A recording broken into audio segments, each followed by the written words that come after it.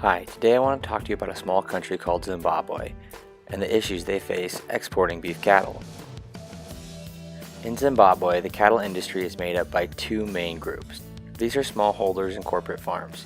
Corporate farms are made up of large numbers of cattle, while smallholders only own 3 to 5 head at a time. But in the end, all these cattle end up going to the same place, a local processing facility, and they are then turned into food for consumers to eat.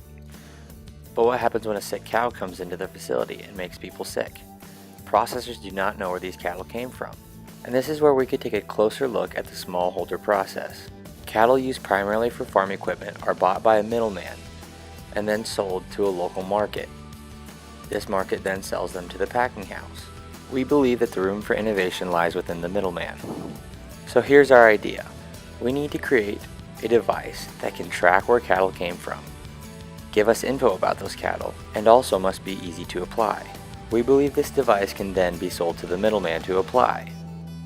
Most tracking devices are already put directly into cattle's ears, but stated earlier that won't work.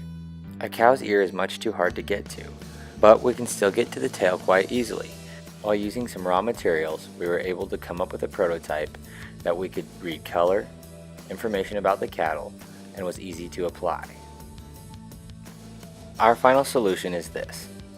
Take existing materials such as old bike tires or inner tubes and turn them into our prototype. Then divide Zimbabwe up into separate zones.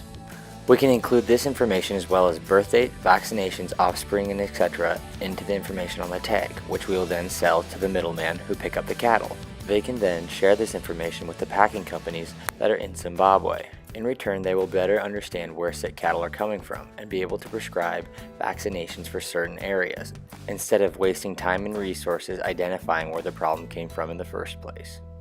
This is our innovation. We hope you enjoyed. Thank you.